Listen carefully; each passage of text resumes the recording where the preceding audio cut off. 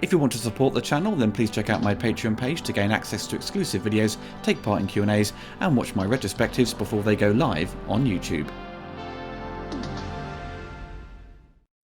Hello everyone, it's Oliver Harper here. I'm back with a new commentary and joined by my good friend Michael Peristeris to chat about the 1989 Marvel film The Punisher. How are you doing, Michael? I'm doing pretty well there, thanks, Oliver, as usual, given the circumstances. Yes. We'll carry on as normal. Typical lockdown restrictions, so fingers crossed we'll come out of it soon because it's driving me mad. It's driving you mad. So we are watching the uncut theatrical cut. This isn't the extended Workprint version, so if you wish to sync up the commentary with your own copy of the film, put the timestamp to 0 and press play now. Okay. So, 1989. Actually, a pretty good year for Hollywood in that respect. I mean, geez. It was an incredible year, wasn't it? I mean, we had like endless amounts of sequels. I think it was the year of the sequels, really, with Karate Kid 3, Lethal Weapon 2, Ghostbusters 2. Back to the Future 2. Yeah. Not only that, and surprisingly, and we got the biggest, at the time, comic book movie, I think it was. I mean, it surpassed Superman 78, was it? It was Batman. Yeah, with Batman, yeah. And this was... There's a question always brought up to the filmmakers of this movie, of The Punisher, were they aware of the Batman production? Did they see it as competition? They were obviously on the other side of the world. They're in Australia, where Batman was being filmed at Pinewood Studios in London. And but I think Mark Goldblatt had said, they were kind of aware how it looked as kind of a darker version and the casting of Michael Keaton, but... So they were doing their own thing with The Punisher, and obviously New World Pictures, low budget sort of production company, and this was kind of at the time they were going through financial difficulties. So this, I think it sort of restricted obviously the movie's budget, it's limited budget, like $9 million apparently it says online. Yeah, I've tried to look for like its box office take because I haven't been able to find anything like that. And there's a brief mention of Batman here, where they ask him when he's tied up, who sent you? He says Batman, which is ironic, being it's a DC property and a Marvel movie. Fair enough. I do love the intro though. It's very sort of Hitchcock style to it, and with the score by Dennis Drith with his kind of it has a bit of a Mad Max style score to it, I think. A number of I was surprised to find out that they got a number of the crew from Mad Max, and I'm like, okay, that's good to know. But oddly enough, I was also surprised that, given how much it was filmed in Australia, had very, very little Australian actors in it. I think probably one or two at the most that I can think of, or more than two, obviously. There's certain union rules, isn't there? You have to hire a certain amount of Australian cast if you're going to film there. I don't think so. That's one of the big issues there. I don't think we had union rules back at that stage, where a number of American productions did come along, and they didn't necessarily I'm not 100% sure how the union worked in Australia back then, because I don't think we had the American film Screen Actor or the Actors Guild like they got in the States. So I'm not sure if they had that, because if they did, then they probably compensated with the crew, because a lot of the crew are Australian, but the cast aren't so much. So somewhere in that middle. Yeah. I do love this news report at the beginning. Yeah, RoboCop. Yeah, it's so RoboCop, isn't it? It's so RoboCop. And watching the film again lately, I just noticed the beginning of this movie starts like Magnum Force, for that Clint Eastwood movie. If you have you seen Magnum Force? No, I've not seen that film. Well, that's the sequel to Dirty Harry, and that basically starts off a mob boss who gets acquitted from a court case, and on the way home he gets ambushed by a vigilante, like a police vigilante, like spoilers for that movie. So it's not as played out as this movie is here, where it's like, okay, he goes back to his mansion and so forth. They're stopped by a traffic police officer. So not to go into details of that, but it's very similar in that respect. Like watching, I'm thinking, okay, this is how Magnum Force actually starts off. And then thinking about it's cops that go on a vigilante streak. So, okay. Well, this film kind of starts out, they've literally cut out the beginning of the movie, gone straight to the mob boss coming out of court. Yeah. Because obviously the work print, which you can find online, it's also in various different versions of the Punisher Blu-ray. I think one for the Australian, I think maybe the French release, and the Japanese one. Where it does give a lot of backstory to Frank Castle and his kind of his cop partner Jake Berkowitz, Yeah. That relationship was actually quite key to the movie. And once that's been removed, it sort of becomes a little bit problematic later on, where you don't really get a sense of their friendship because it's all been exercised out of the film. And also it shows Frank Castle taking him out and arresting him, and obviously the death of his wife and child, which is only kind of deployed in flashbacks, isn't it? Yeah, we got that a bit in flashbacks. And not only that, there's some things that don't fit in as well, because they got that other actress who, later on, she tries to partner up with Lou Gossett Jr.'s character. So, oh, do you remember me? Like, I was the hooker in the bust operation. I'm thinking, watching the Workprint, there was actually a lot of interaction. So it's not like, how could you forget her that easy? It just felt a bit odd to me. Yeah. And also, the Workprint has the Punisher logo in it at the beginning. Okay. And they decided to sort of just have generic font that's kind of for the opening titles. Got a bit of Enter the Dragon vibe at this moment here. They've had to, but look how wonderful they've hid the cameras, because I can't see anything. Done a great job. And it's like, it's right straight on. So I'm surprising how they did that. I wonder how they did that. I'm always impressed when I see scenes like that where it comes to mirrors, where it's like where they place certain camera angles to get the mirrors. But with the Workprint that I watched, I don't know if it was... again, they probably did it for time to cut it down. But it did feel a bit flat to a lot of degree. Like, it wasn't as action-packed as I thought it would have been. The scenes that were deleted. So I don't know. I kind of agree. It's probably better to get right into it, where he is the Punisher, where Frank Castle is the Punisher, not how he becomes the Punisher. Yeah. I think starting with a bang was the right idea for this movie, and to sort of introduce the Punisher straight away, because he's not going to do much action for a little bit anyway. So if you didn't have this bit starting out, it would seem a lot more of a sort of slower kind of movie. And for fans, they'll be like, "Where's the Punisher? Why is he killing people?" No, it's one of those situations where it's like, probably, I still think it's the best idea, like, to go ahead and just literally, get into it. He's already the Punisher by the time the story starts. So this is probably a character that's so easy to recognize. You don't need that much of a backstory to say we need an origin, where it's like, yes, it's like Spider-Man. They need that motivation, where in this instance, Frank Castle lost his wife and kids to mob hit. But you got to wonder, like, it's so straightforward. Where unlike Spider-Man, and even to an extent Batman, but Spider-Man's like the whole message from his uncle was what gave him the motivation to stay like a hero. It's like, great power comes with great responsibility.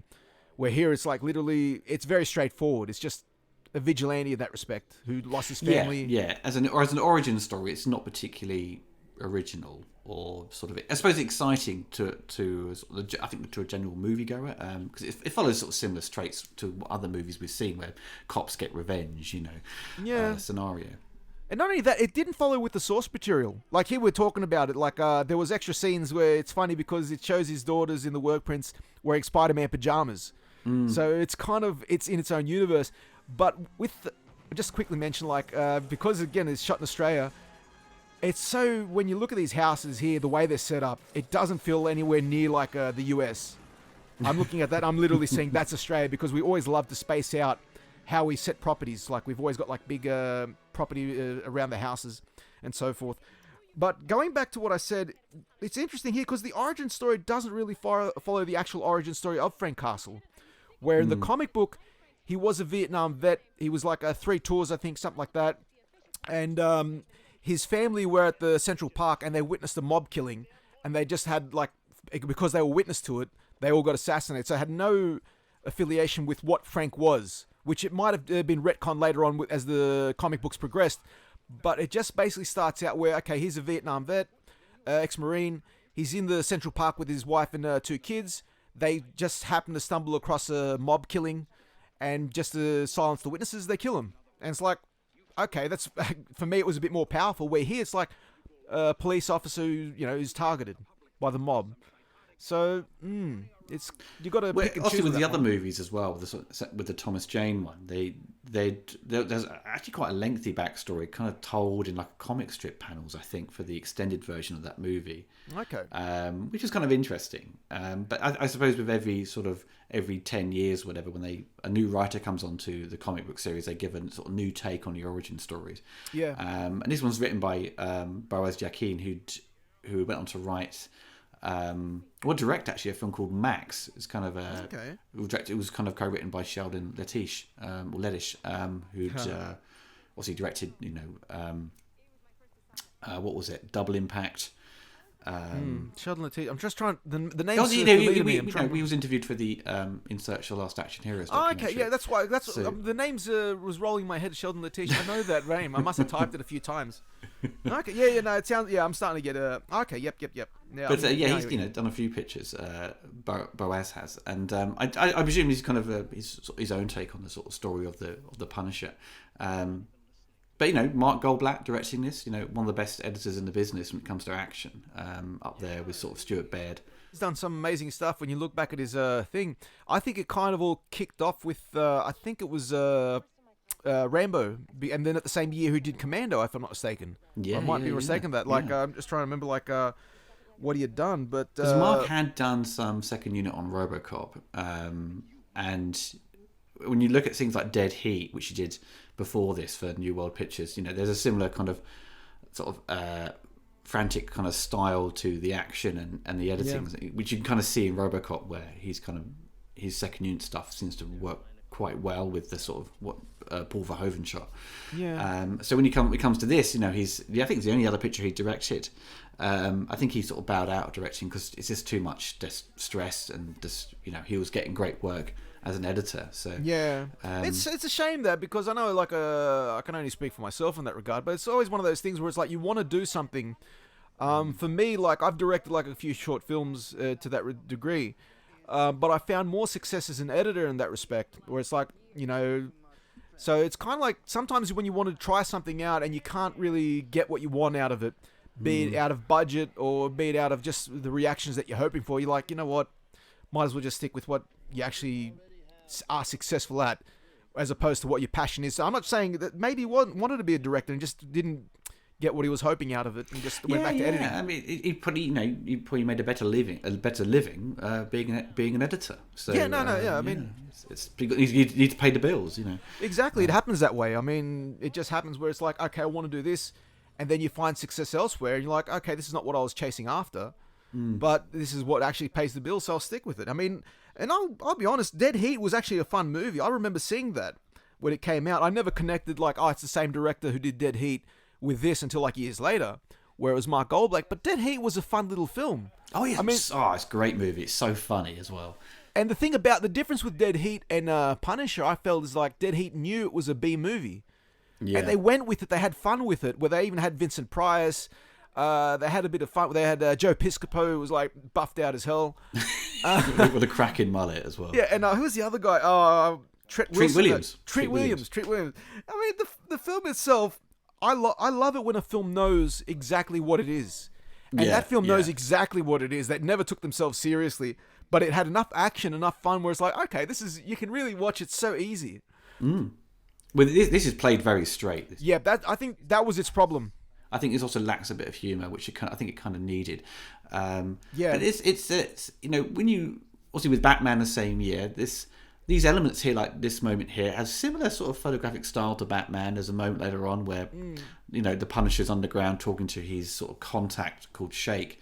Yeah, and it's all the colours being pulled out of it. It's very grimy. It feels like something out of Batman, even though I don't think they intentionally are copying it at all. It's just kind of inherent with the style of filmmaking at the time, I think. I think the cinematography is good. The one thing I've got a major problem is, and you'll probably see it if I point it out throughout the movie, I think it goes to production design. There are a lot of bland, flat walls. Yeah. And I just can't keep my eye off it. So every time they do a wide-angle shot, be it in an office building, especially in that cut, the Workprint cut at the beginning, they're in a boxing ring or whatever they were in. It's just so black background. It's just so padded out, where it's no decor. There's nothing. There's little set decoration, and you have that in the cafe later on when the Yakuza go in to approach those guys, and it's so bland. Yeah, where the lighting. Look at the lighting here. How the smoke and the light just bounces off. The lighting's good. So I don't think the cinematography is actually quite well lit. It's very well lit. You can see everything, and the light that shines off the actor's face. Everything's good. I think it's something to do with production design. I think the production design just literally, just didn't know how to do the job. I think that's where they inherently show their limited budget. I think that's where it kicks in there. I mean, as you're saying, the photography, I think the sequence coming up when they're at the pier and, Dolph Lundgren jumps into action, you can see everything so clearly. And when you look at modern movies where it's set at night and something's going down, but a prime example is the sort of the recent remake of The Mummy with Tom Cruise. There's a scene set at night, and you cannot see a bloody thing, even when I saw it on a big screen. And they try to sort of make it too realistic with the sort of nighttime settings, and you can't actually see anything. With this, a lot of the movie is at nighttime, and you can see everything perfectly clear. And I think that leads back to Mark Goldblatt's inexperience, where an experienced director would have said, okay, because I lack in a budget in this respect, I'm going to not show wide screens. I'm not going to show like the background and so forth. So it falls a lot on the director in that respect.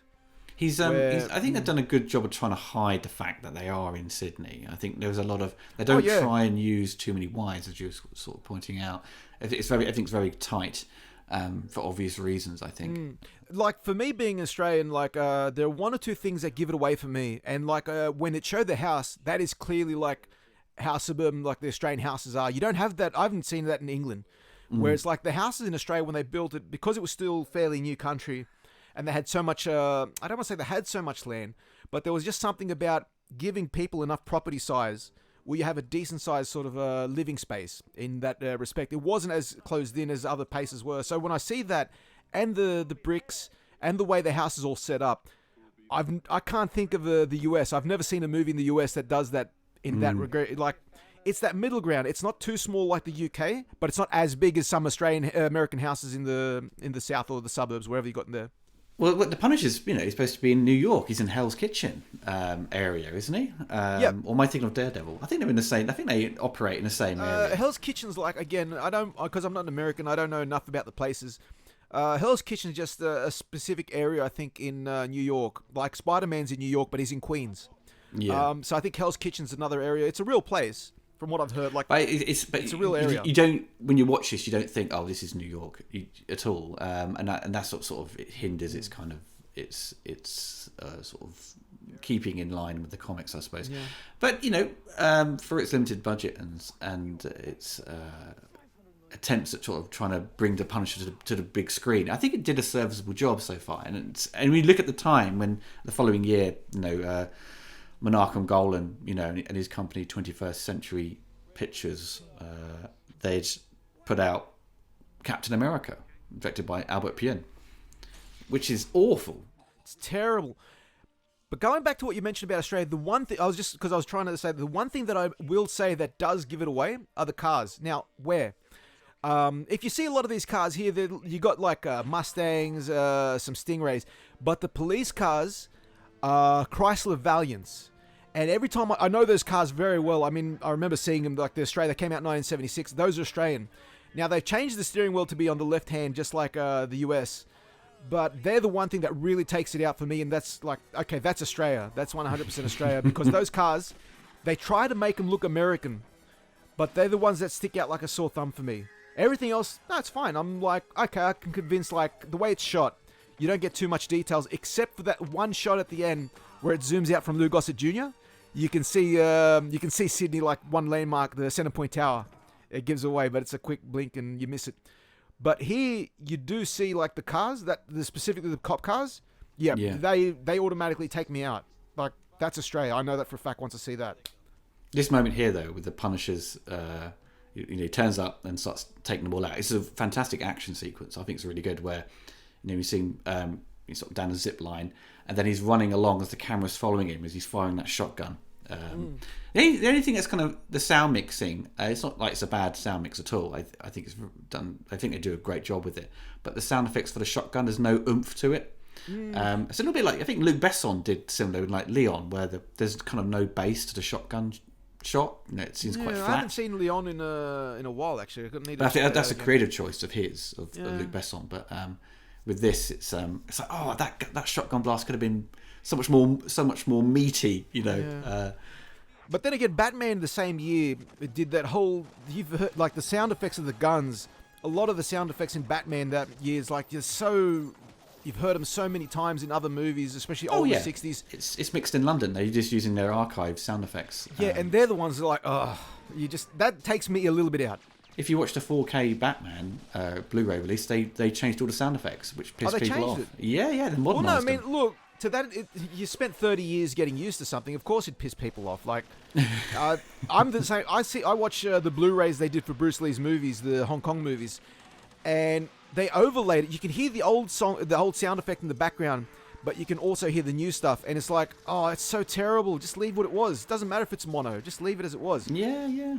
Well, at least just provide that original track, so you have an option. Yeah, no. If it's an option, yeah, it's always good to have the option. But when they take it out, it's like, guys, what are you doing? You're like, this is a great sequence here. He's running, chasing after the van. Great stuff. Yeah. So I'm just wondering, because it's obviously everyone knows that the real famous thing about this movie is they left out the skull on the suit. Had they gone with it, I think, did this movie try to stay away from being a comic book movie?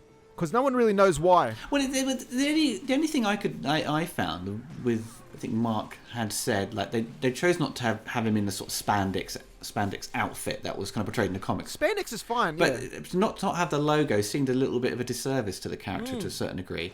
It further sort of takes away that it is the Punisher. But all we see is this sort of iconic skull that is part of the knives, and when you see his stubble, which I've kind of painted on because he's, Dolph is naturally blonde. Yeah. They've had to sort of paint it on, and it looks a bit, in places, a little bit naff because it's not real stubble. Yeah. It's unfortunate about that because, But also, because I think Dolph had said in an interview that back then when they dyed his hair, it stayed black for like 6 months, and so when he went to do Dark Angel, or I Come in Peace, his hair's black in that. So. Yeah, no, I was gonna mention that. Like, his only other time you see his hair black is in Dark Angel. I'm not sure it's like he liked it so much from Punishers, like he kept it. So so it's stuck. So it's stuck because the black hair does suit him. He looks pretty cool with black hair. It does work. I think it does kind of give him more options in that respect. Because if it didn't, it'd be like, look, I'll be honest. I think Dolph Lundgren is probably one of the most perfect specimens you could imagine when it comes to a man. It's like he's got the height, he's got the beautiful blonde hair, he's got the perfect physique. You look at him in Rocky, he's like, wow. Like, even Stallone said he was so jealous of why he looked so perfect. That's why he hired him. But then you look at him, he's not only that, I mean, everyone knows this by now. It's like he's got masters in chemical engineering, he's a karate champion. He's like, everything you read about this guy's like, shit, he's perfect. Like, fuck. And you can't, like, oh, well, what can you do? But I think that kind of was probably something he kind of felt, okay, the black hair might work, but it could be more like to what you're saying, that the hair was stuck where it was dyed for how many months you mentioned, where he probably like, it wasn't going to go back to his natural blonde quick enough to start the film. So he stuck with it. He says, look, I might as well keep it black because it's going to take another how many months, and halfway through production of I Come in Peace, it might change colour. So who knows? Dolph had a weird successor, didn't he, with his movies, because he didn't take off theatrically, really, compared to sort of Jean-Claude, who was kind of, I suppose, seen as the sort of the other person he was sort of competing against with the sort of action market, obviously along with Stallone and Arnold, but they were in a sort of different league, I think. Yeah. But after sort of He-Man didn't do well financially, this didn't do well financially, I don't think. It may have done quite well with sort of overseas markets, because as you were saying, you couldn't find the actual box office numbers because it was released theatrically in a sort of limited capacity, where it's big market of the USA. It went straight to video in like 1999. I was going to say that. I think it went straight to video in the USA, whereas internationally it went, more, it went to theaters. So I've got to wonder about that. Like, there's a reason that's not clear on the box office. No. So, and obviously, the biggest hit for him was Universal Soldier. But after that, he still, he kind of bowed out of theatrical films with Johnny Mnemonic playing a sort of supporting villain in that film. So but he was very good in Big Trouble in Little not Big Trouble in Little China. Showdown in Little Tokyo. See, no, those two names, Big Trouble in Little China and Showdown in Little Tokyo, you can put it side by side. It sounds like it's a great double bill, isn't it? It sounds like a great double bill. Like, I mean, it's two different subjects. You got China and Japan. But I thought. I'm gonna say Showdown in Little Tokyo. Sorry, I think Showdown in Little Tokyo was a good follow-up to this film. What it showed, what it could have been, whereas martial arts in that film was much more focused on. Where here it's like, he even said this is like the first movie he really got allowed to use his martial arts. He does a good job in this as well, but especially when he's got those giant boots on, he's trying to kick. He's wearing tight leather as well. And when you're that tall, when you're that tall and that big, it's very hard to be like very fluent in martial arts in that respect. Like. It works better for shorter.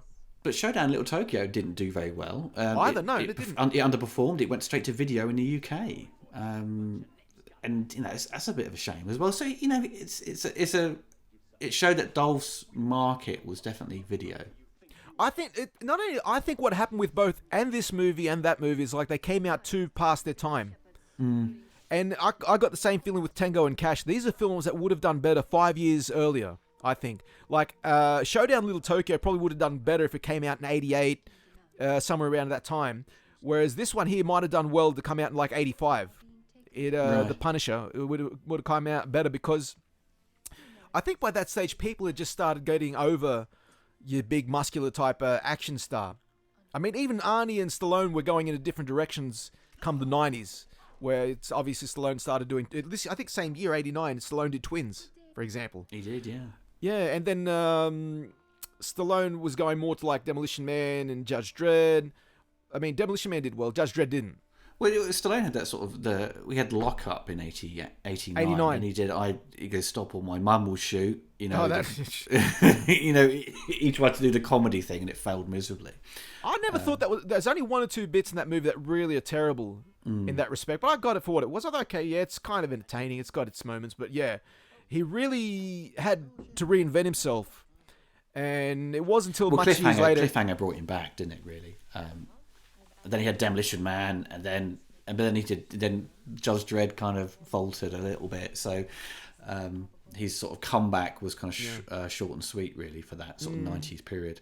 Yeah, it was a bit of a mixed bag come the 90s. I personally didn't mind Judge Dredd. His Judge Dredd, I didn't mind it because I wasn't as familiar with the comic books. I wasn't a fan to say, I know what happens in the comics. So it didn't bother me so much. And I think the same with this film is... I don't know how many people were as familiar with The Punisher to that degree. I wasn't very familiar with him because when did you first see this, Michael? Was it on video or shown on TV in Australia? Probably Channel TV. I'm pretty sure it had to be TV because I don't ever remember renting it, and it had to have been sometime in the early 90s. I know I'd seen it when it came out. I didn't mind it, but it wasn't like something I'd chased after. Where it's like, oh wow, it's The Punisher. Like I had no idea. It wasn't till like '93 when the arcade game came out because that was a hit.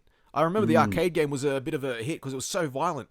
And you had with Nick Fury, and that was more traditional with the spandex, with the skull and everything. Yeah. That was where it started popping up a bit more. Whereas the character, the Punisher, no, I wasn't as aware. So I can't say like I seeked it out. And that's the difference, I think, between what happened with Batman. It's like everybody knew of Batman. Yeah. Everyone knew of that. So that kind of like did well for it. I don't want to laugh, but this is a bit of a... This is a shocking moment here. It's so sad. This poor woman, just a nanny. Bang. It's so sad. Oh, it's wonderful. But same here, Michael, because I kind of knew the Punisher, any sort of briefly through sort of the comics and stuff with us. I think crossovers with Spider-Man. I had these kind of trading cards. I had the Punisher as well. But so I saw this film when I had cable TV in the 90s, and it was on Bravo TV. They had a double bill, and I recorded it because it was late at night, so I couldn't stay up. But a double bill of the Toxic Crusader movie by Troma. I think the Punisher was either before it or after it, but I imagine if they wanted to keep their audience, that'd be before it because I can't see the I don't see the combination. They just said, "Oh, comic book movie, yeah, just stick them together." And like, have you seen Toxic Avenger? Like, it's bad. Man, it's bad, but funny in areas, no. It's. I piss myself laughing. I still think it's hilarious, but there are some moments like when they shoot the dog, and it's like they drag. It's just to describe it out loud.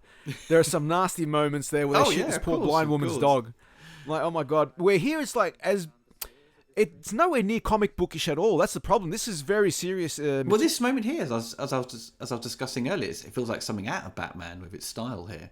Yeah.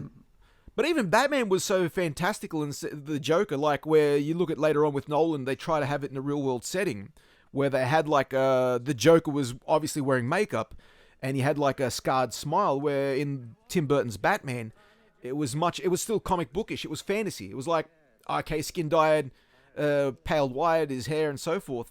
Whereas here it's like, again, it could just as easily be set in the real world. There's nothing specifically comic book about it.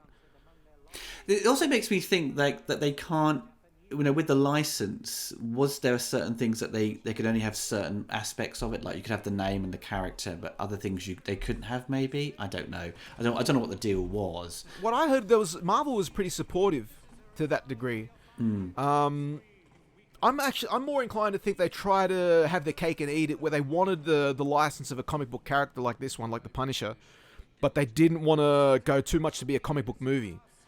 So I think that's kind of what they did, where it's like, because up till this point, what was really a successful comic book movie was Superman, and that was so much more with the bright colored, the blue spandex type thing, the red cape, and where here it's like so much in the real world of like the mafia, which again Frank Castle, the character of the Punisher, is. So it's a mixed bag there. It's nothing like Spider-Man, where his villains are some fantastic, like the Green Goblin or Dr. Octopus. Here's like even Frank Castle's villains are real life villains. They could have had the Kingpin, couldn't they, in this? But they chose sort of essentially kind of generic sort of characters, where you're dealing with the Yakuza, which is kind of a thing where Black Rain had introduced the sort of the threat of the Japanese. The threat of the Japanese and Showdown in Little Tokyo.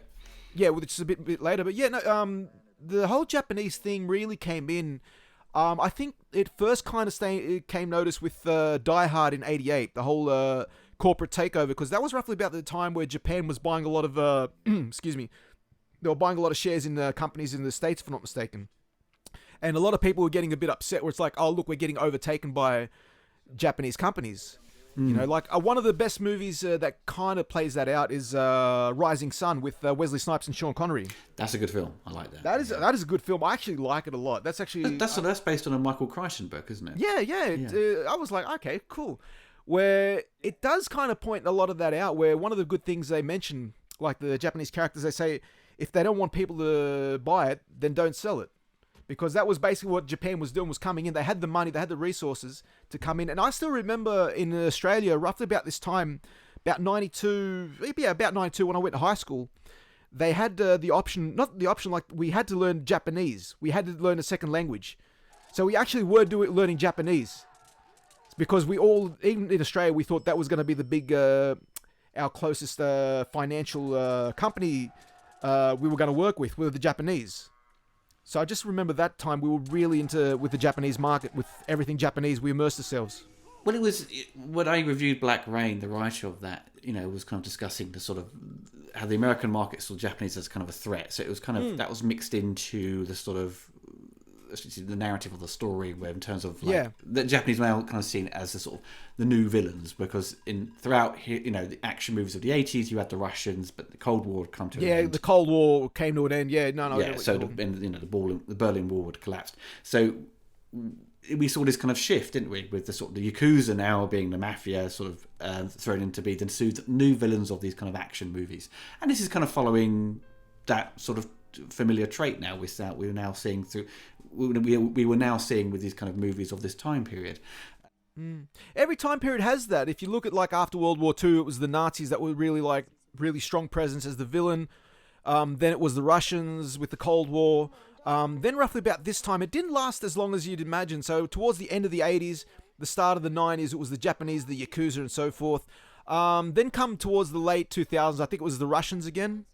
It just kept bouncing back and forth, and then it became like, because of the situation with what happened with terrorism and so forth, they had the Middle East at one stage, was earlier on, that died out. So they kept trying to find villains in that respect. So here's like, they went for we'll go for the Yakuza, which made a big presence in Showdown Little Tokyo, and again, mentioning in that respect, also had a presence in Rising Sun. Yeah.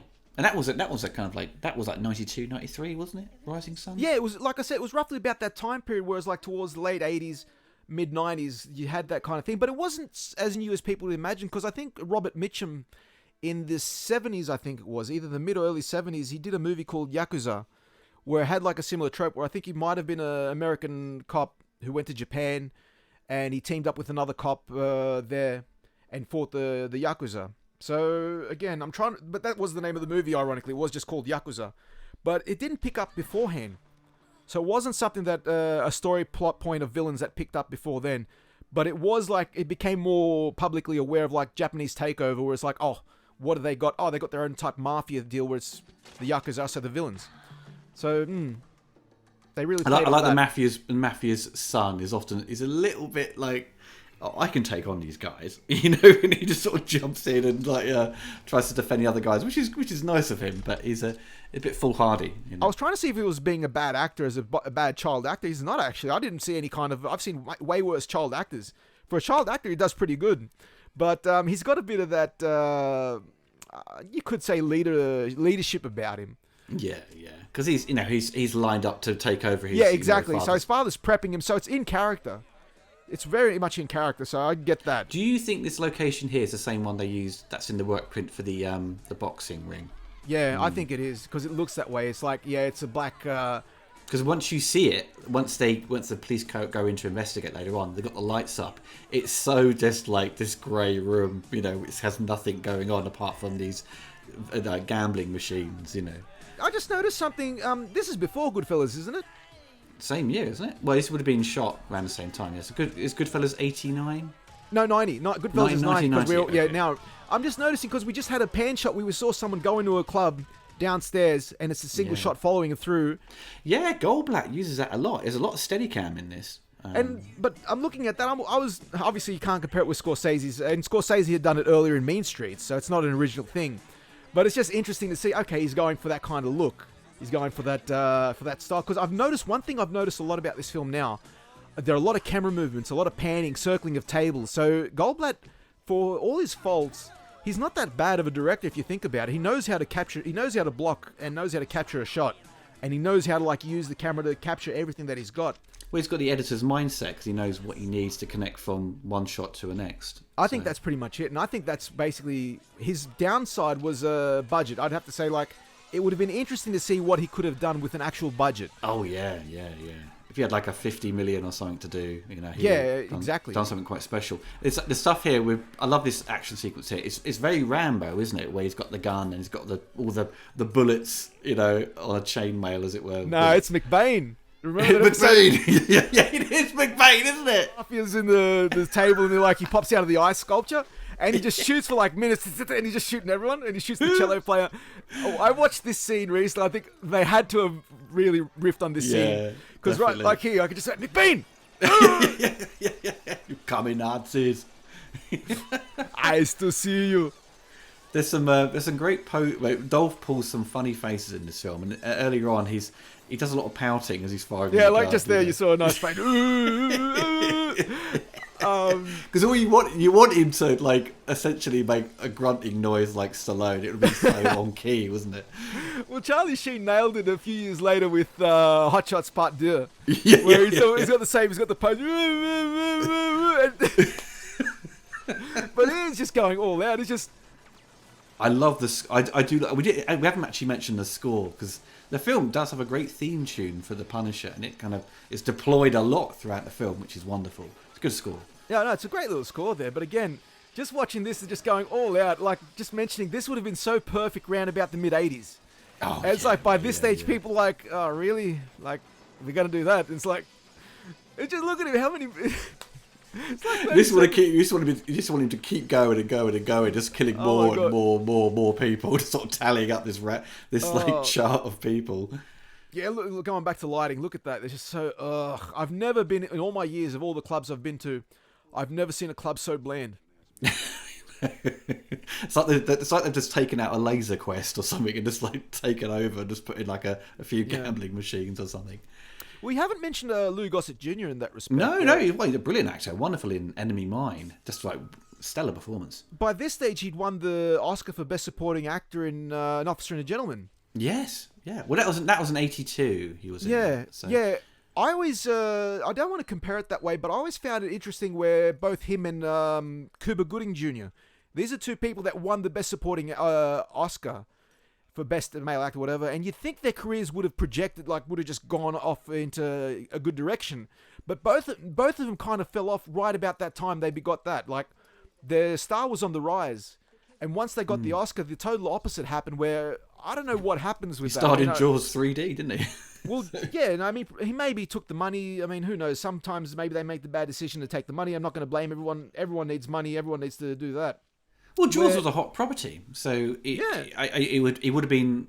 I think his agent would have told him to do it. And Enemy Mine was a big sci-fi production. And I think Enemy Mine was like, I watched it recently. Even before lockdown, I think I was watching it. Enemy Mine is actually pretty good. That was a great film. I don't think that didn't perform very well though at the box office. Enemy Mine though is like, if I'm not mistaken, it's just a retelling of a similar story that was with Lee Marvin and Toshiro Mifune, I think it was, where they did it's a World War II movie where they're both stuck on an island, and they're kind of it's very similar to that. I'm going to tell you a little bit of a story here. Here's the interesting part. This is Luna Park in Sydney. I don't know if you know anything about Luna Park. You just saw the clown's face. You can see the teeth of the clown face. Now, it's ironic here because in this scene, he's told that the kids are being held captive in this Luna Park.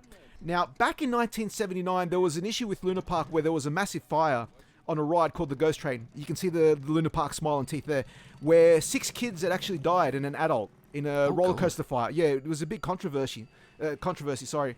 And what happened was the ride shut down, the area shut down because it was part of the Sydney Harbour. It was first opened, I think, in the 30s. And it was a staple of Sydney. And even my mum was like, she used to take my brothers when they were born there, because back when the fires happened, my mum and my brothers were still in Sydney. Mm-hmm. And because of the fire, 6 kids died, and so did one adult, I think. It got shut down. It got reopened in something in like 82. It changed hands again, and they had to meet a quota, or they had to meet a specific guidelines for the New South Wales government by 1988, and they didn't. And the Luna Park was shut down. So this was shut down when they actually filmed it. It just missed. I think that's why it's half construction and not, because I think from what I've read recently, because I had to look it up again, they didn't make it in time to make it up to code. Right, basically for health and safety standards. Yeah, and so basically what happened here is that's why you kind of see it's empty, but under construction, where it doesn't look like it's totally abandoned. Where just that year they were supposed to make by 1988. They were supposed to meet the quota to reopen, I think, new owners. And the New South Wales government didn't give them the permission, so I think it kind of worked into the film, where the producer said, look, go. It ends up being actually a really good location. No, it does. And Marks make great use of sort of the camera work is really good to sort of build up that he's going to get. It's sort of a trap. Yeah. And also, I also found a little bit confusing. The Punisher's sort of friend, or the homeless kind of Shake. Shake. Yeah, he's an Australian actor, oddly enough, like one of the few Australian actors. Where does he get this information from? You know what I mean? It's never really sort of how he figures it out. Obviously, because they're just implying that he's on the streets, he's picking up this information. That's it. But also we get to see Dolph use some of his martial arts here, which is quite cool. Well, in the comics, I'm not sure when the character was introduced. I think in the comics, they utilized him later on. They had that character, I think it was Microchip, was the call. And I just recently watched the episode of Spider-Man, the 90s animated series, where the Punisher is introduced, and the character of Microchip's in there, where he was like a real tech-savvy person.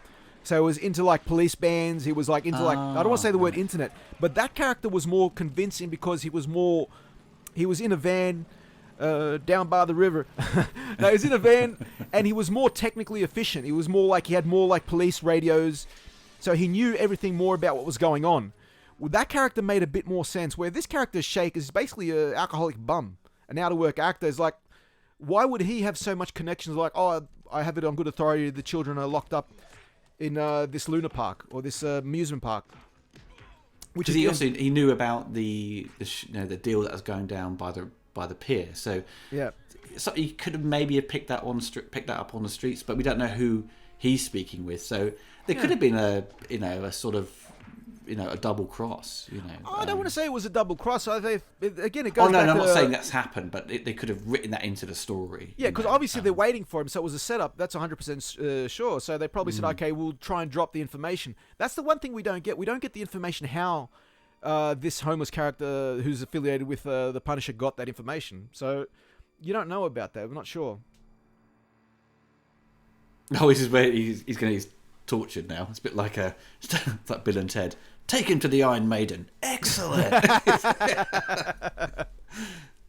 Oh, here we go. And like, again, you got to show him off, and rightly so. When you've got a body like that, man, I'd be showing it off all the time, man. Jeez, why not? I mean, because it's difficult actually to the taller you get, it's more difficult to sort of get bigger. Because like especially the legs. He's at his biggest, but he doesn't still. He's still got quite long arms, so he's not like Arnold sort of like bulkiness. Well, going back to that, the actress here now, this actress, I'm trying to remember her name. I think Kim something. I can't remember her full name. I can't pronounce it anyway. I wouldn't want to do it. So apparently she was very like, as you mentioned, she was very impressed with his body. So she does touch him here and there. It wasn't scripted. But I mean, she was like that, looking up close, she was like so enamored by him that even she had to like use the opportunity to touch him. So like, fair enough. Like, but she like tickles him with her sort of like extended nail or whatever. She tries to scratch him, but wouldn't that tickle? Have Dolph go. It depends. Like some people got a kink for that sort of stuff. It's like, oh yeah, baby. He's like pulling his back out. Oh, you sorted my back out. Thanks so much for that. What's that episode of Simpsons where Mr. Burns is limping and he's going for the bowling thing? I'm not going to be able to bowl today. My gimpy knees are acting up. And Mo comes in and hits him. Whack! Oh, thank you, masked stranger. I was like when Chief Wiggum's getting electrocuted, isn't he? Well, that sort of that's a smack. Help us! They're taking our uniforms and tasers. Ho, fry, piggy. Now, to the left. That's a spot.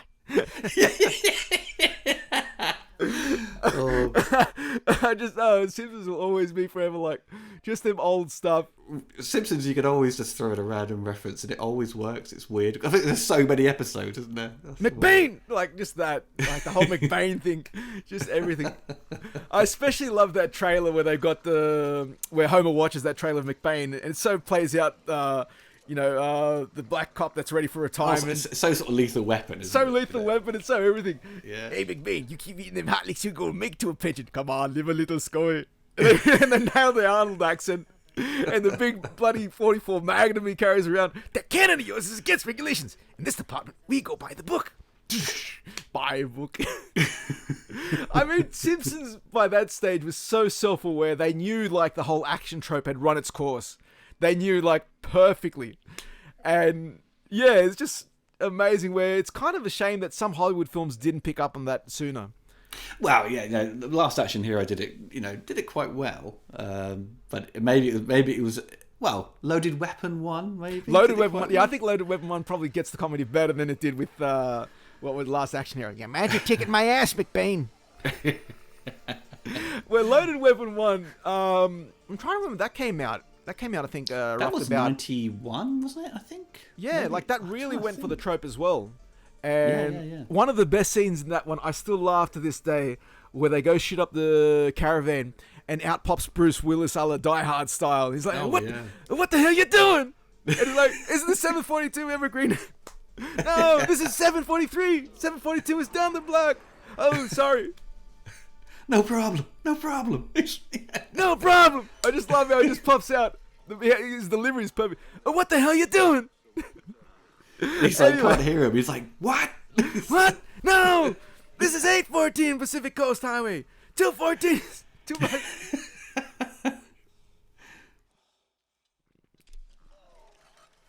They put some woman's shoes on him, Oh, dear. I didn't notice. Well, that's a bit. It's embarrassing why he gets pulled apart. Now, if you watch here, Michael, you'll see some of the crew. Oh yeah. If you look to the right in a minute, you'll see him sort of disappear quickly to get out of shot. This is all one take. It's wonderfully done, but it's sadly ruined by the crew sort of disappearing. Okay, now. I've got to keep my eye out for this one. On the right, you'll see on the right someone's trousers. Oh, there is. Look, you can't blame that because bloody the Mandalorian did the same thing, and they're making action figures based on that character where he comes with a panel. There's a scene where it's like you can see the crew member in jeans. He's like at the edge. You can just see him because it's a round door. I think they've corrected that now. Re-uploaded the episode. They've corrected that, but it's the same with Game of Thrones. They had like a Starbucks cup of coffee there. It's like, there's always little things. Like isn't like Gladiator. You can see people with trainers on, or even the famous in Superman the movie, Marlon Brando's Rolex watch when he puts the kid in the the ship, you know. I mean, oh no. Or it's, again, I don't want to go back to Simpsons again, but like Troy McClure where he's riding the buffalo and you can see the people moving their hands. Yeah, But exactly. again, but you can't, again, I mean... But again, it's a very good Steadicam. Yeah, one shot. If they saw it in the rushes, they'll probably go, oh, fuck it, you know. Yeah. It's we've done a great take, so... I'm just curious, like, how common is that so much space to have, like, in a sewage? Because he's riding a motorbike around that area. I mean, like... It's a pretty clean sewer, isn't it? Yeah, it's pretty clean. Not only is it clean, it's very spacious. I mean, I can't imagine, is it actual, like... I would like to know where they actually filmed that. I don't know if it's a set. I don't know if they got the budget to actually do that. I don't know, actually. I mean, it's cleaner than the Ninja Turtles sewer, isn't it? So... It kind of makes you wonder if you're homeless, why not go, like, how bad could the smell be? When I was watching this the other day to sort of refresh myself, I do think the sort of the mafia bosses are a little bit like, I think they don't really come across as mafia bosses. No. I think a little bit kind of miscasting there. Well, a number of these actors are more TV actors. I know the lady, I keep forgetting her name, Kim something. I don't want to say the name, I don't want to get it wrong. Is it Miori? Muri, I think her name is. Yeah, Kim Muri. I saw her recently in Magnum PI. So these were more TV actors more than anything else. And they brought some of that TV style of acting to it. So they don't really she's in like out. The Grudge, playing like the mother of, I think, the girl in The Grudge 1 and 2. Okay. But yeah, so she's got a wide variety of work to her name. She's good. Don't get me wrong. She's good. I'm just saying, like, it's just interesting where she came from. When you see like The Godfather, Sopranos later on, you know, when you see mafia bosses, it's the classic Italian look, and these guys, I don't know, it just seems a bit of a. You think they would have gone for something more traditional? I don't know, maybe. Well, I think it was Goodfellas that kind of broke that mold of the mob bosses, because up until like with Godfather, even like one or two like people have said, oh, it's a bit too stylized.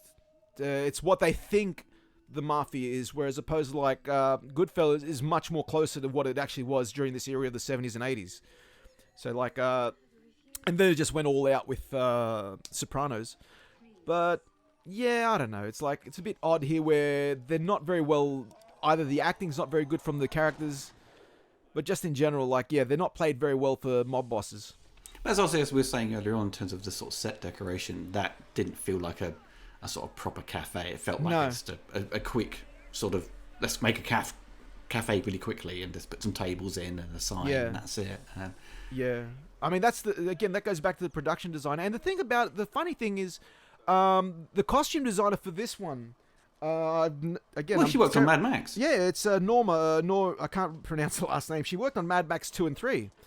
And she had a bit of a career going on. And it's funny because some of these people had a bit of careers in Mad Max. Well, there's nothing wrong with costume design. The costume design's great. And I think the Punisher outfit's really good. I like it. The cinematography, the costume design's good.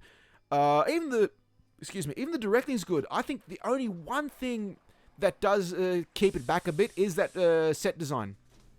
I think that's the one thing that ruins pretty much everything else. Because other than that, like, it's very well shot. It's nicely edited. I mean, some parts, like the shootout, could have been shortened down. But again, who cares about that? You're getting what you pay for. Okay, yeah. You paid for shooting, you know.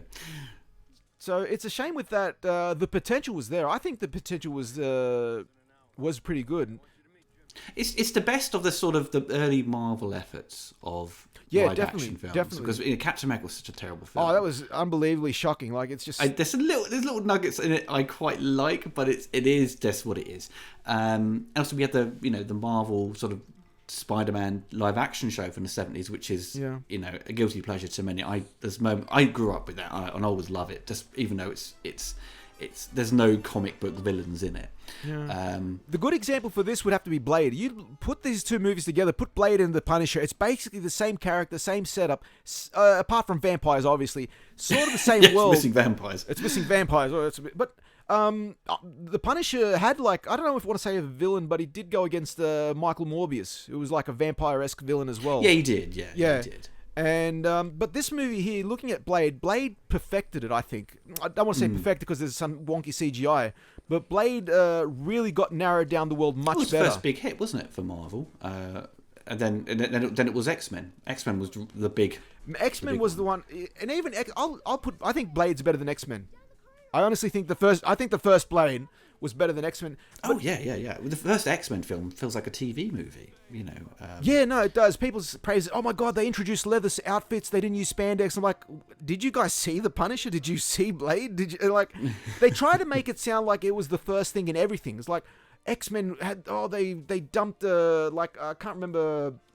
He's just trying to. Bryan Singer's crapping on about. Oh, we introduced leather because we weren't going to do spandex, and they made this big joke about Cyclops saying to Wolverine, "What did you expect? Yellow spandex?"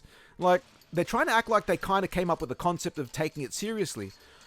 But to me, at the time when I saw it, I just felt like, oh, it's just a bit like the Matrix with all the sort of black leather outfits. Don't get me wrong, I saw it in the theater, and I was a big fan of X-Men. So I'm like, okay, let's see what we got. And for me, if it didn't have Hugh Jackman, I don't think it would be as successful. He made it. He was like, for me, like, yes, he's got nailed down Wolverine. He was like the Chris Reeve of the X-Men series. Yeah, definitely. Like he kind of made it work.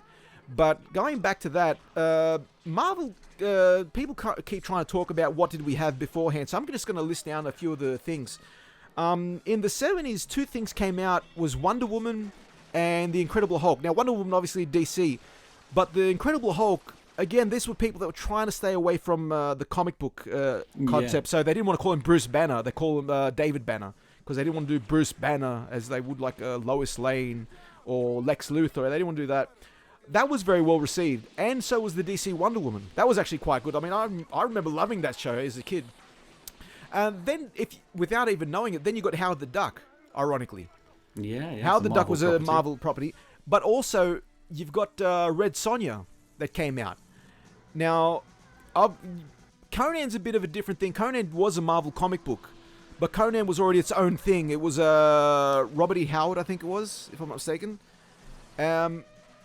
You might be right. Robert E. Howard. Either way, yeah. And people are going to say, like, Red Sonja was a property of that as well. But the character that we got on movie was, I think, based on the comic book, which is slightly different. Well, yes, like Conan the Destroyer, that followed the comics more so than the first film. Yeah. And then they Canon tried to bring in, like, Fantastic Four. Well, no, that was Roger Corman with Fantastic Four. Was that Roger Corman? Okay. Yeah, so Canon tried to do Spider-Man and Captain America. The Spider-Man license had kind of run out, and everything, all the the early prep for that was thrown into Cyborg along with Masters of the Universe Part 2. Okay. So this is obviously because Canon still had the Captain America license. Menachem went and made Captain America under his new company. Yeah. And then obviously New World Pictures had got hold of the Punisher. Yeah. And because Marvel was financially kind of not doing very well, they're sort of selling off their licenses to make some money, and that's why we had such this kerfuffle of these Fox having some and Sony having some, of deals.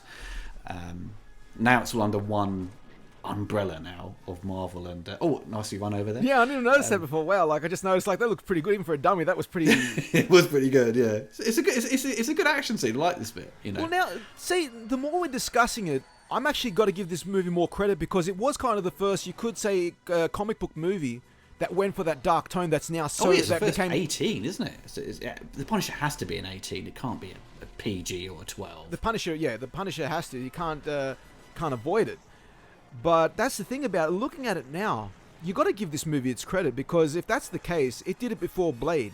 You got the leather-clad, toting vigilante going around killing and so forth. Blade, people are going to say Blade was the one that broke the mold, and it did. I won't lie. Blade was, in my opinion, was the one that really did break the mold. But looking at this movie, you got to give it credit because it is still a comic book Marvel property, and it is an actually established comic book character. So you've got to give it credit. This did do pretty much what everyone said, this is the way comic books should be made. Yeah. I suppose at the time, maybe people still consider the Punisher to be more of a B player or C player in the Marvel universe. It's like with Iron Man, wasn't it? Because he wasn't seen as like the big league at the time when the film came out with like Spider-Man and Captain America and maybe Thor. I don't know. Well, he didn't have his own comic, I think, because he was introduced back in, like, I think it was 1974 or 76. I can't remember. 1974 was his first appearance as Spider-Man, I think 129. But he didn't get his own comic till around 1986. So if you think about it, as a solo character in his own comic, he only was like 3 years before this. So it wasn't like he was a Spider-Man or anything like that. He wasn't that well established. Like Batman had been well established more than anyone else to that along with Superman. So it was easier for those two to get the recognition to say, "Hey, we're making a Batman, we're making a Superman movie." Because there's already an audience. I suppose at the time, wasn't it? It was seen as a risk because Superman 4 had failed so, miserably. I suppose it was seen as sort of kind of a bit of a risk. So if Superman failed, then what was there chances of Batman, even the Punisher, failing? Obviously, Batman had so much money thrown at it, and the marketing was so well done. The marketing was what really set Batman apart. I think they really hit a home run with the marketing, because if you look at the movie by itself, it's a good film. I like Batman. It's not bad, but it's not without its flaws. It's definitely not this flawless perfection people want to make it out to be. Like, oh, it's the greatest thing ever. It's like, well, is it though? Like, Burton is not as akin to the source material as, say, some other directors that have probably, in my opinion, have done there's it better. There's definitely a lot of mixed views on the actual story and the Batman '89 movie staying faithful to the comics. But what made it such a success was obviously it's great casting, it's wonderful production design, and music. It's got a lot of the great elements to it. But if you look at the Punisher at the time, where it had less money to work with, New World Pictures and financial difficulty. If you go online, there's the Facebook page, The Untold Story of the Punisher, which is obviously French owned Facebook page, and the author, the guy runs it, published a book on the making of the Punisher, which is only in French, I believe, which is a shame. I would love to read it, but he has collected a lot of Punisher related stuff, and there was, to my surprise, quite a lot of promotional material from other countries of the film. Obviously, it comes with when it's distributed, there'll be lobby cards, posters, and so forth, press kits. So he's kind of shared many images from different countries, and there was quite a lot on the Punisher, which I didn't realise. I thought it might be very limited, but there was quite big standees and stuff. I think it was pushed quite heavily on video, and it did really well. The European market's very interesting when it comes to action, because at this stage, action was still very big in the European market. Going back, when I went back in '97, I went to Greece.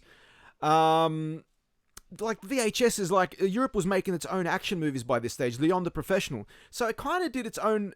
If you can think of an alternate universe of how things went, where you look at how the US changed its market come the '90s with its more indie, more I don't want to say character driven. No, more character driven, you could say, in that respect. If you know what I mean, like where in the '80s they had its own action. There's that face you were talking about.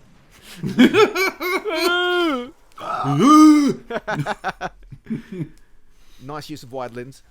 That's good. I love this stuff here. Sorry, but it's like a news report where it's got like this kind of they've filmed a TV. With, Dolph coming out. That kind of works. Look at that child's room, like that color. It's yuck. Oh, yuck! Like everything about it, it feels so wrong. It doesn't feel real. It doesn't feels feel like real. A set piece. It doesn't feel real at all. So it's like I shouldn't keep knocking on that because I'll be here forever. Going back, where I think Europe embraced action movies a bit differently come the '90s, whereas come this time, like I mentioned, the Punisher had run its course. Same with Tango and Cash, I think, and Showdown Little Tokyo. They kind of gone past that era in the US, where in the Europe and other parts of the world, these movies were still doing pretty good. Well, I suppose it's essentially playing catch up, aren't they? Because things are released later on. And may not have a big theatrical distribution, so they catch them on video, and then that market's begins to sort of soak it all in. Where in the US they're always a little bit ahead, because even in the UK, wasn't it, where we had to wait 6 months for it to come out in the cinema sometimes. They're so weird. It's so weird when it comes to when films come out, because looking back in the history of films, some films come out sooner in the UK than they did. I'm just trying to think of something big and recent that was pretty big, came first out in the UK, then came out in the States. Was that a... that has happened, fairly recently. Was that with Bad Boys 3 that we went together at premiere? But that's different. That's a premiere sort of thing. I think there was... Avengers. I'm not sure about that. Especially... I think Avengers, the first one, or the Avengers came out here sooner. There's been a couple of big sort of tentpole movies that have had like a month in advance release in the UK. And I'm surprised it's still happening. Maybe just down to sort of like because they're made in the UK, there's some sort of deal, they're going to release it here. John Wick was the one that surprised me. That came out like I think maybe even close to a year later in the Europe and the UK, because I got a copy of it at least a year before. I'd got a copy of the movie from the States. I can't remember if a mate had sent it to me or something like that, but it had already been out in the US. It already come and went, and then it came out. It came out much later on in the UK and Europe. And I was like shocked. I'm thinking, wait a second, I saw that movie like 8 months ago. I didn't get like a pirated copy, that leaked copy. It actually had come out sooner, I think. So kind of, it surprised me it took so long to come to Europe or the UK. And I'm thinking, you think this would be the first place they'd release it? But again, it's just weird how some films get released sooner than later. Well, it's some big films where where if the currency is stronger, they're going to release it there first to sort of make up their numbers. If the dollar has dropped and the euro is stronger, they may sort of go, hey, look, we're going to release it in Europe for the first week.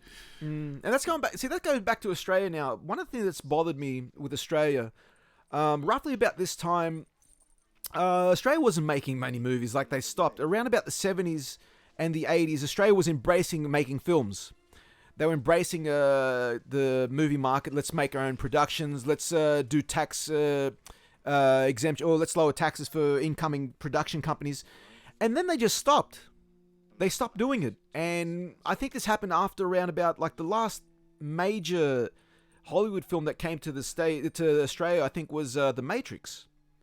All right. In The Matrix was done in Sydney. Because they Sydney. made things like The Fortress. They made Street Fighter there. They made what else? No Escape. Yeah, they had come. I think it was roughly about the time after The Matrix. They started to make it much more expensive. Like the government was no longer as supportive of making films in Australia. So when The Wolverine got made in Australia, the same people, the Wachowskis, however you pronounce it, they approached Australia and said, hey, we'd like to make our next film. I think it was Atlas Down or whatever you call it. I'm not sure what it's called. They wanted to make it in Australia if they could get the same tax exemption that Wolverine got. Right. And the Australian government said no. So they took it elsewhere. So they took it to the UK. And well, this is obviously the case with this movie. Yeah. So, New World Pictures has said, like, we're going to shoot in Australia. Yeah. We get more, the US dollar will go further. Yeah, exactly. It's always the same. It's like the same with, in the 70s when they made Superman, it was like, we're going to shoot it in England because the pound has dropped. Yeah, no, it's very common. Like, same with Canada. A lot of the movies in the US, I was surprised to find out that was shot in Canada. In that regard, because there's better tax incentives there. Better tax incentives, yeah. And for me, it's like one of the dumbest things like Australia could do was, look, one of the best things Australia ever done was in the 70s and 80s was embrace film. There were government incentives where they would actually give funds, like the government also used to fund some of the movies. So it was just disappointing when that attitude stopped, where it was like censorship kind of got lifted. Like, is that great documentary, Not Quite Hollywood? I'm pretty sure, like, if you haven't seen it, go watch it. It's a great documentary. It's really magnificent. Isn't the same? Who else made that? No, I'm thinking of the Aussie one that was done by the guy who did the Canon documentary. That's him. Oh, that is him. Sorry. Oh, Not Quite Hollywood. Yeah, Not Quite Hollywood. That's the same people. They did the Canon one. But that explains very well. Like, come the 70s, Australia was embracing that. It was like, okay, let's make movies, and then you got great movies come out like Mad Max. And then you got some of the other ones that came out in the 80s. No, Australia was making some good films. Like Razorback. Things like Razorback, that. Yeah, Razorback's pretty good. But some lesser films going back to car movies like Running on Empty. That's a pretty good film. That's a street racing movie like way before Fast and the Furious. I mean, it's not the same. It's got no cop involvement. It's got no like undercover. But that's like going back to like, oh, we're going to place nitrous in our cars. We're going to do this. We're going to do that. We're going to soup up the V8. It was a bit of that. But anyway, the thing was, Australia had no problem back then. But come around about the early 90s, they started dropping off where they didn't care as much. Do you think the focus was generally for TV, wasn't it? I don't even think so. They started exporting a lot of their shows. I don't even think it was. That's the thing about it. Australia, just the entertainment market was not as strong. And that's why a lot of the actors and actresses left. Like, you got, it was around about this time Nicole Kidman had pretty much left Australia because she'd got a start there. She was doing BMX Bandits, Dead Calm. I like BMX Bandits is fun. It's a time capsule. I love that. I love that bomb he's put on there. It's like, it's like a chocolate cake with a calculator on it. You know. But then again, let's be honest. Like, if you directed a film right now, Oliver, and it looked, even this day and age, and it looked this good, how would you feel about it? I'd take some pride. I'd be very happy with this movie if I'd shot this. You know. If this was my movie and I got the chance to make a feature length film and it looked this good, I'd be like, great. Like, I'd be proud of myself. Or everyone else would say, oh, you didn't cut it because everyone else makes better movies. But looking at it, I would probably swap out the mafia boss to be like Kingpin or something like that. Give him the logo on the chest. Have probably a little bit more gory actually. Even though this film was, you know, touted as being very sort of violent, there isn't that much sort of blood and guts. It's still just like there's just a lot of killings in it and a lot of people getting like stabbed. No, it's not. So it's, you know, it's quite tame by today's standards. I know Stan Lee he gave the film his blessing and so forth. He said at the beginning he's like a consultant on the movie, but I think he was a little bit upset with the violence. But I think Goldblatt had said, well, you can't really do the Punisher justice by sort of taming it down. This is a great bit. Yeah. I love that. Oh. I mean, who's he got to blame? Because you can't say, hey, you made a vigilante too violent. Like, he punishes people. You can't punish them by just like slapping them on the wrist. You know. I mean, originally they were going to call the character the Assassin at one stage, but then they thought Assassin's too much. You know, Assassin's a bit too much, so they went with the Punisher. And here we go with more of that martial arts element. There's a bit of trivia coming out. I think Dolph has said this a couple of times in interviews. I think he speaks very highly of this movie and his performance in it, and he's very good in it. I even though does play the Punisher like a bit of a drunk. You know, he's a bit like spaced out in some of the time, especially when he's on the bus. He looks like he's half asleep. Yeah. But he said, obviously, he fights a gentleman in the moment. It's a Japanese guy, and he's supposed to impale him with a sword against a wall, and the guy refused to be stabbed because if his family saw it, it would be sort of disrespectful, and he got very upset and had to do it. And I heard that. I heard it was a situation that was going on. Yeah. I think the guy was taking it a bit seriously. It's just a film, you know.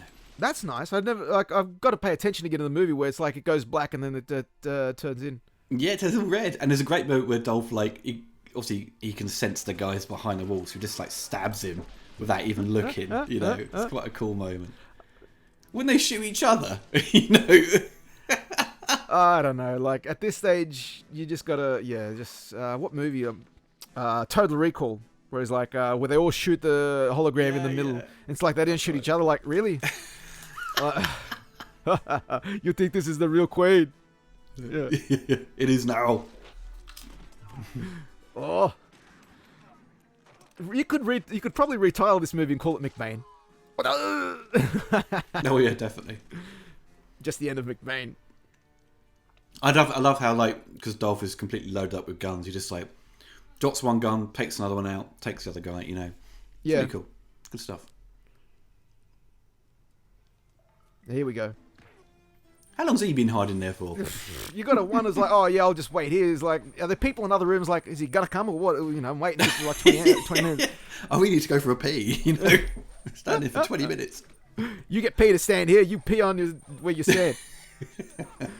With Dolph Lundgren again, like this is going back to like amazingly because he's a martial arts champion. He was a European champion. He says like this is where he got to show off his skills, and he had previous connection with Australia. So as he went to back in 82. He got his masters in chemical engineering from the University of Sydney. Oh right. And it was at that time period he became a bodyguard for Grace Jones. That's right. I think she toured in Australia, and he was a bodyguard. And then he had a relationship with her. She became his girlfriend, and she got him in A View to a Kill. He had that quick cameo. He had that quick cameo where she picks up one of the KGB guys, and you see Dolph Lundgren pull out the gun and point. Yeah, that's it. It's a small little role for him, isn't it? Yeah. But I mean, like, it's just amazing to see those two together. I just love the idea. Like, he was a bodyguard, then he became his girlfriend, and she just kind of like helped him get in the films. Because Grace Jones, I've loved Grace Jones. Just watching her in Conan the Destroyer. Oh yeah, she's bonkers, isn't she? Yeah. She was actually hitting people in the head with those what's the name? It's the one woman most men are scared of. Mad respects to her because she doesn't care in that respect. Like she's just her own person. Like she's a singer turned actress turned this turned that, and that's a great shot. Then was that a matte painting? Sorry, I didn't. he I'm comes out the sewer thinking and the he has same a thing. look. Yeah, I didn't pay attention. I should have paid attention. That It's was such a too quick little moment. and it looks so good. Yeah, because it said there's model makers in this. I presume that might be just for some of the some of the explosions or like for the coach sort of sequence, the bus bit. I'm just trying to see if there's any. I don't know. I'm just looking now at the background more because of that shot, because that was a pretty good shot. And I'm just thinking about. This feels like the ending of RoboCop 2 or something, you know, like the sort of the layout and stuff. So again, we didn't mention the only place they kind of brought the skull motif in was with the knives.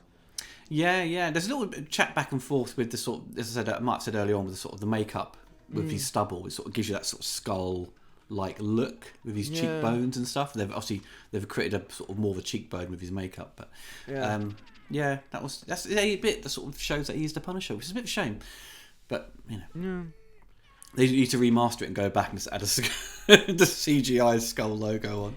I think this film was one or two tweaks away from being better than what it could be, and we're not talking about major differences. We're talking about maybe embrace the fact that he is a comic book character. Don't be ashamed afraid of it. Don't be afraid of show the skull, bit more production decoration. So yeah. I think that was the set decorations lets it down, but I think also they could have, with the Workprint stuff and the opening sequence, I think maybe they could have had some of that in some cases, or more of a flashback to sort of reinforce, you know, Frank Castle's, you know, relationship with his partner more, because it's kind of you're missing that element, I think, really, of their friendship. This is interesting here because like you got like a real like just going for it martial arts man and woman, just full on. Yeah, it's good. It's a shame it's covered in such extreme close-ups there with sort of steady cam, but because Dolph's so tall, you need that wide lens to get his kicks in. Again, this movie's not shy about what it does, because he basically does he strangle her? I can't remember if does he break her neck? He breaks her neck, I think. It's not shy about that. I mean, a movie should not be limited in that respects, like any kind of PC or anything like that. It should be like, if the story justifies it, let it be what its own thing. You know, this is clearly a person who's a villain, who's a killer. You know, don't let anything like that come into it. It's like in John Wick 2, where doesn't he fight a mute lady as well?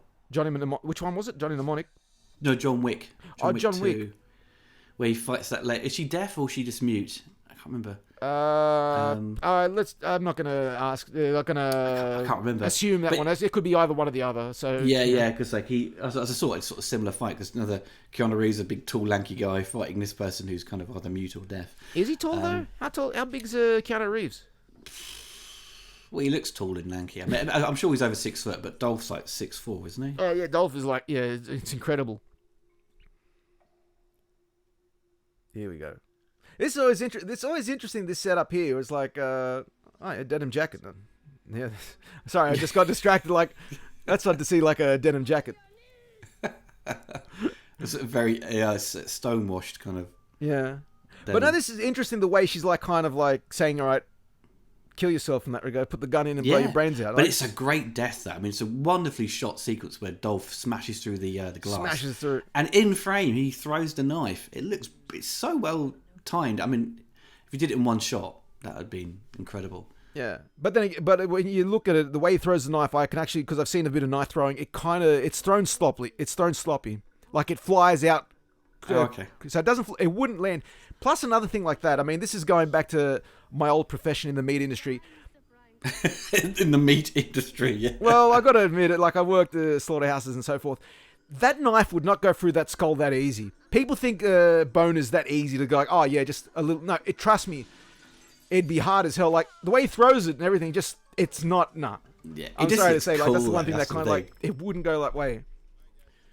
No, I mean, it's cool the way he jumps in, like whoosh, like just jumps and does that. But it's like something you'd see in like a comic book panel. Yeah, in a comic book panel, it probably works more in that respect. But I think the person who probably did it best, I'd have to say, was Steven Seagal with Tommy Lee Jones in Under Siege. Oh, yeah. Where he really, like, whack, he really crushes into his skull. That was more probably the kind of energy it'd take to do something like that. Whereas here, it's like, okay, it's exaggeration, but again, it's a movie. This isn't about realism. No, it's done for the purpose of looking good. Yeah. I've been too busy looking good. How do you feel about... See, this is a trope for me that I was never proud of. That I was never interested in, where the double cross, it's coming a mile away. Just once I wanted to see, like, the mob boss say, you know what? Good job. We did what... you walk away. Yeah, I mean, the mob boss has got a legitimate reason. Because he's saying, like, the only person my son's got to worry about is you. And I've got a good opportunity here to get rid of you. Yeah. But the mob boss, Gianni, he's not the actor who was in Living Daylights. And was he in The Fugitive? Yeah, he was in The Fugitive. He was no, I don't want to spoil that, but yeah, he was in The Fugitive. His character in Living Daylights was terribly, like, he plays it very but I think this guy was had a career at one stage. He played alongside Rutger Hauer, and I think might have been in with Paul Verhoeven. He played in one of his early movies. Oh, did he? Yeah. Because I've seen him in a photo together with Rutger Hauer. What was that movie, that Something Orange? Oh God, yeah. Yeah. I'm trying to remember the name of that movie, but it had the orange. Soldier of Orange. Soldier of Orange, I think it was. Yeah, he was in that with Rutger Hauer, if I'm not mistaken. And because he's always had that accent, but it's gone back to, he went to the States, had a bit of a career as a villain. Yeah. Look at the way Goldblatt, he's moving the camera around. He's just panning around in circles in some stages. Oh yeah. Ow. Ow. It's like that scene out of Die Hard where he goes through the prickles, the SWAT guy. Oh. It still gets a laugh even in the cinemas when you go and watch it. Like, people are like, oh God. But I think that's the whole point. I mean, if it was like, the guy who played Tony Soprano, as the villain, it would have been such a memorable villain, you know what I mean? See, I couldn't see Kingpin as playing this role, because Kingpin... I suppose, yeah, if you're right, Mike, yeah. I mean... Yeah, he's not as sentimental. If they cast him right to be Kingpin at the time, just for the sake of having Kingpin, everyone would be going, I hated him as Kingpin, If it's someone else, it's fine. Is it Michael Duncan Clark or Kevin Duncan Clark who was in that Daredevil movie, the Ben Affleck one? Oh, yeah. He was a great Kingpin. He was so imposing. When he stands there with a cane, he's got the actual physique of, like, you'd think of Kingpin in the comics, and especially in the cartoon, the Spider-Man cartoon. And there's the moment when he breaks his knees, doesn't he? Doesn't he? And he falls onto them. Yeah. And the noise, the scream he makes is just so genuine. You think, the one line that he's got that I really love in that film, where I'm trying to remember, because I haven't seen it in years, because the movie is terrible in general. It's not that bad, but fair enough. Extended cut's a bit better. I'm going to have to watch it again. I haven't seen it in years, but the one line that he's got where his assistant says, you should, something about not doing something, and Kingpin says, you're not from the streets, you don't know about this. This is personal. Like, I'm paraphrasing. I don't know exact line, but that's kind of like where he was going about it, where he hints back like he was from the streets. And the more I like Kingpin as a character in general. Like, even in the Spider-Man cartoon, he was very good. But Vincent D'Onofrio in the Daredevil TV series, especially that scene in jail where Punisher and him are fighting in jail, they just so nailed it. It was just so perfect, where they're fighting, where they're going up against each other, and you just see how powerful Kingpin is. It's like, wow. So you got to admit, like, Kingpin was a character probably might have been good to have been in this movie, but given its introduction, how could he have played out?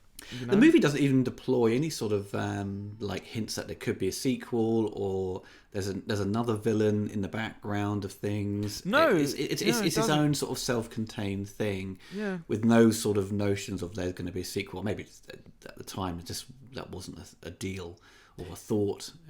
Now that I thought it out, Lady Tanaka, which you called in that one, is she the same character that is in the Punisher, not the Punisher, the Daredevil TV series where the Punisher is in? You might be... Because I remember even in the cartoons, with the Spider-Man cartoon, there was I think a Japanese Yakuza female boss. And she was interacting with the Kingpin. So I'm wondering, is it the same woman? Is it the same maybe I she's should have actually a checked that. I character. should have checked that Yeah. because if I'm thinking about it, this character here might have been like, there could have been a connection to the Kingpin at the end of this film. Say, okay, the Kingpin was behind everything. Yes. So as much as you think it was Lady Tanaka, it was actually the Kingpin. He was the big boss behind everything. That could have been the setup for the sequel, where this is the actual person. She's actually just she's just made up for the film. She's not. You checked the it. comics. She's not. Yeah, she's not. Yeah, as far as I can. Because I'm wondering what that character was called. 'Cause it was basically the same character. It was a female head of Yakuza. So I'm thinking probably they didn't use the name. Who knows? This is the one shot where when it pans out, it does. You can see Sydney. You can see Centrepoint Tower. Here it goes. Break. They did this exact same thing in what's the name? Rambo. When she dies, they boom. There's Centrepoint Tower. Yeah. Then Sydney Harbour. And Goldblatt saw the what's the name? He saw the screening where everyone laughed at that scene where Stallone goes, no. So they kind of, and even Goldblatt heard everyone laugh. Said, "Geez, that's got to go." And it's kind of surprising. He'd done the same thing in his own movie. When Timon Singh interviewed Mark Goldblatt for the action documentary, I think there was a little bit of discussion on the Punisher. But I think Mark was a bit tired by that point because it was like near the end of the interview. Okay. But he did say though, which is quite. He left me a little message at the end saying, "Oh, love your work, Oliver, and keep it up." And I was like, "Oh, it's amazing!" A little hidden message. Wow. But would you as we've seen 3 Punisher movies altogether, and we've got a TV series of Punisher. I think most people love the interpretation of the Punisher in the Netflix show. Yeah. But in terms of the movies as their own thing, I quite enjoyed the Thomas Jane one. That's something I want to review in future. It's not perfect by any means, and it's kind of. I got to watch that again. Yeah, it lacks the kind of the extreme violence you come to expect from the Punisher. The Warzone film obviously went crazy with the violence, but was kind of panned on release. That scene where he gets thrown into the recycling glass, that to me, it's so hard to watch. Just to know that a guy's been spinning around in glass, and just the thought of it, he was in there for how long was he in there, just being sliced up. That for me was a bit extreme. But that brought in Newman from Seinfeld. I keep forgetting his name. He was playing Microchip in that one as well. So right. But do you think this one is probably the best out of the movies? Do you think, or it just doesn't quite deliver? I don't want to give that judgment right off the bat because I haven't seen the Thomas Jane one in so long. Right. And plus, you've got to go with when movies came out because the Thomas Jane one does feel like an early 2000s movie. They are products of its time. So I won't lie about that. This one here, it does feel like an 80s action movie. It's much easier. I think it's much easier to watch because I've actually seen this more times than the Thomas Jane one. And Thomas Jane, for me, there's especially the beginning. It takes a lot of liberties and it does copy a bit of Mad Max. Especially on the pier. It's shot almost exactly the same where he's running to his wife and son who are lying dead at the end of the pier. People remember that bit. People are pointing out that movie took a lot of liberties from Mad Max. So when he's running and he's got the shotgun and he's running, that's directly ripped off Mad Max. Ripped off homage, whatever. But I've got to try and remember that film. I've got to try and remember it because I liked it John at the time. Travolta's quite a funny villain. He's a bit over the top. Yeah, especially when he dies and he's being dragged away and he does the shakes. It's so I think it's got the Thomas Jane one has one of the best torture sequences where he's strung up the guy and he thinks he's going to get burned, the ice cream. He's got the ice cream. Oh no, that's really good. A really good moment. But I quite like Dolph as the Punisher. I think he does well with the action. He's got the look. I think Dolph is very well cast. I think the faults are so few. There are not that many faults where it's a shame because like I said, the soundtrack's good, the costume design's good, the lighting's very good. Dolph Lundgren, for the most part, is cast very well. I think had they kept a little bit closer to the source material, had he actually been a Vietnam vet, because again, Vietnam had ended about 10 years prior, about 1974. So he might have been able to still play that Vietnam vet, ex-Marine. That would have been a bit more, I think, more appealing than a cop. But then again, you got the Louis Gossett Jr. character, where kind of how does he fit into it? Yeah, because I've taken out that extended intro bit, it does sort of dilute his character and his friendship with Frank Castle. And as a sort of superhero kind of movie, it's the Punisher never had any special powers. All he did was just kill people, right?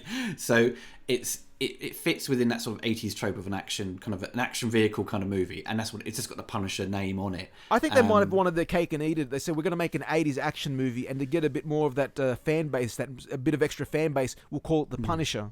Where it's like, really? Possibly. It maybe it's been like, oh yeah, we've got this kind of... Maybe it was like a script that was already written as something else, that then they just had the opportunity to get the license and just like swap a few names around, and then we've now got the Punisher. I don't know.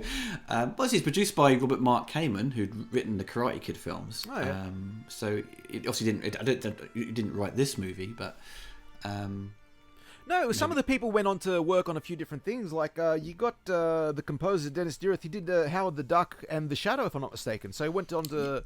Well, he was best known as an orchestrator. So he orchestrated some stuff for The Shadow. I think he written some material for it, but yeah, that's his main job. But yeah, he's composed a few films. But obviously, the score did a wonderful job. I think the score's been out of print for a long time, but... It's still an enjoyable movie. I've enjoyed it more as I got older. When I first saw it, as I mentioned very early on, the sort of double bill with the Toxic Crusader. I didn't quite like the movie at first. I thought it was a bit of a dull experience because I was kind of expecting something more out of it. But as I've got older, I've sort of appreciated what it was doing and what we got. And comparing it to other superhero films we've seen over the years, it still kind of holds up as its own thing because there's no CGI or optical effects. It's just played out very realistically, and it kind of that works in its favour, but also a bit of a detriment to its kind of comic book roots. Yeah, I agree. I think what you just said, you kind of hit it on the head because I felt the same way when it came out. Like, I think I might have seen it on TV. I can't remember if it was a late night TV experience or early in like on a Sunday morning, afternoon experience, something like that, where I could see like, okay, it's good. It had potential.